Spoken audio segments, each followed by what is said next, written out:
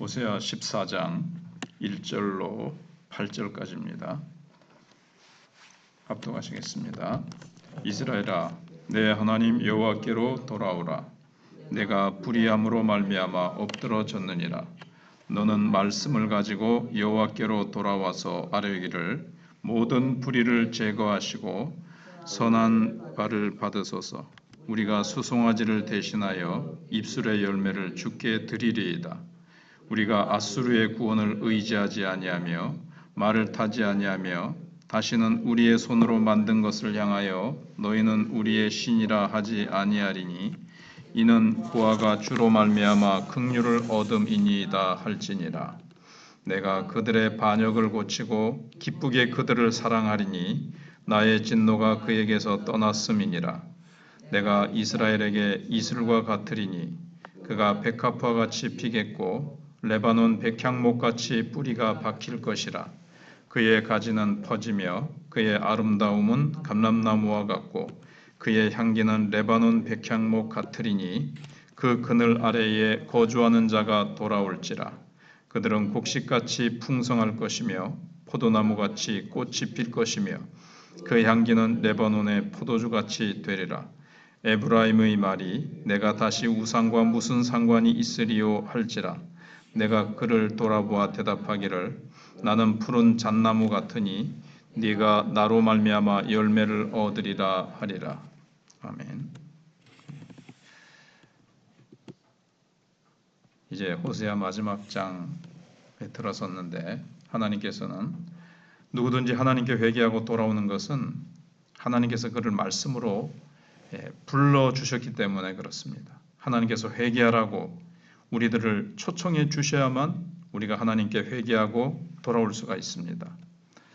어떤 사람이 고통 가운데서 자신의 잘못을 깨닫고 눈물을 흘리면서 회개하고 돌아오는 이유가 뭐겠습니까? 하나님께서 이미 그를 초청하셨기 때문에 그렇습니다.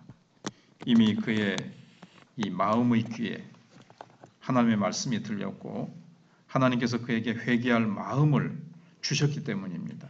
그래서 1절에 이스라엘아 내 하나님 여호와께로 돌아오라. 내가 불의함으로 말미암아 엎드러졌느니라.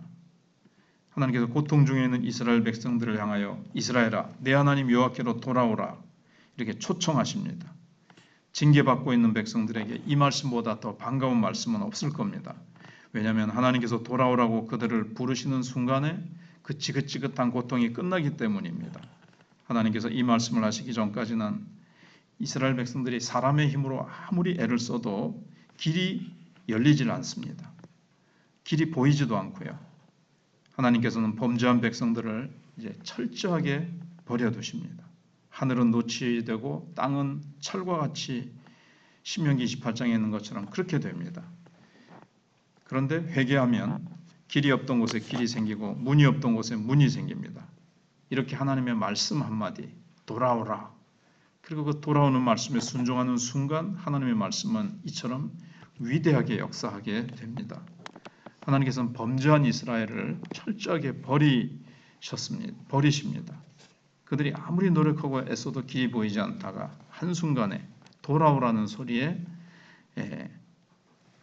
그 소리가 이제 들리는 거죠.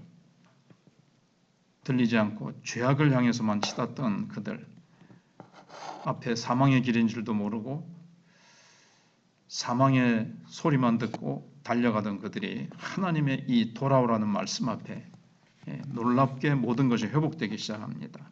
근데 사실 이때가 언젠가 하면 신약시대 오순절 성령이 마가 요한의 다락방에 내려오실 그때를 사실은 말하고 있습니다.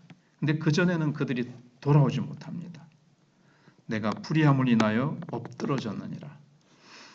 그래서 호세아 시대에 엎드러진 그것이 계속되다가 말라기를 거쳐서 400년 선지자가 없는 신구약 암흑기를 지나서 예수님이 오시고 죽으시고 승천하신 후에 열흘 후에 이제 성령이 부어주시는 그때 이제 이 말씀은 이루어집니다. 그래서 하나님께서는 이스라엘 백성들이 이처럼 멸망하게 된 원인이 무엇인지 분명히 깨닫게 하시는데 그것은 하나님의 능력이 부족한 것도 아니고 그들이 재수가 없어서 그런 것도 아닙니다. 단지 그들이 하나님의 말씀대로 살지 않았기 때문입니다. 그래서 여기 모든 불의라는 말씀은 하나님의 말씀에 순종하지 않았던 모든 삶을 말합니다. 내가 불의함으로 말미암아 넘어졌느니라. 전의 성경에는 모든 불의라고 되어 있거든요. 그래서 철저히 하나님의 말씀을 듣고 그 말씀대로만 살면 이스라엘은 삽니다. 어제 그제 계속 생각해봤지만 이스라엘은 다른 방법으로는 못 살아요.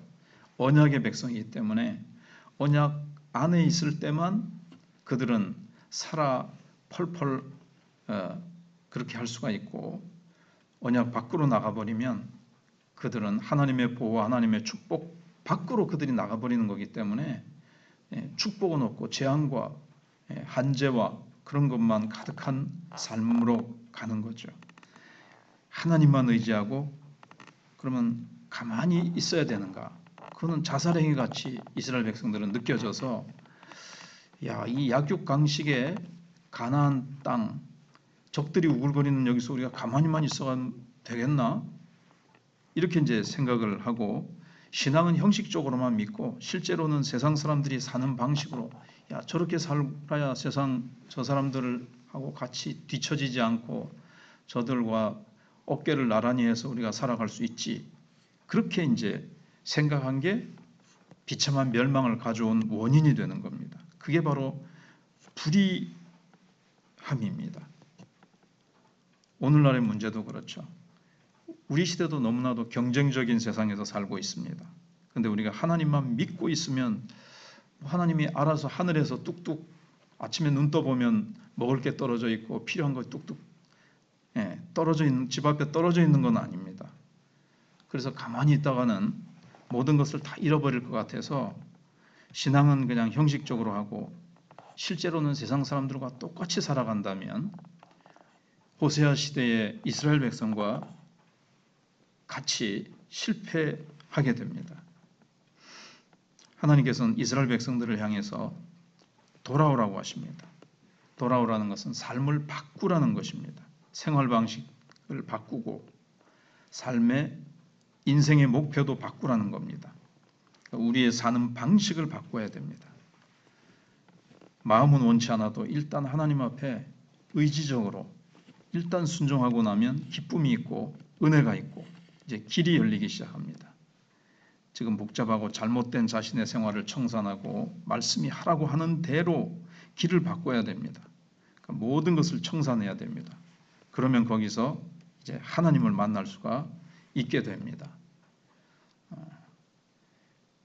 그래서 내일 말씀에도 조금 나오겠습니다만은 세상에서는 세상적인 방식으로 성공하고 내가 신앙은 신앙대로 하면 세상의 축복도 거머쥘 수 있고 하나님의 축복도 내가 거머쥘 수 있다라고 그렇게 생각을 합니다.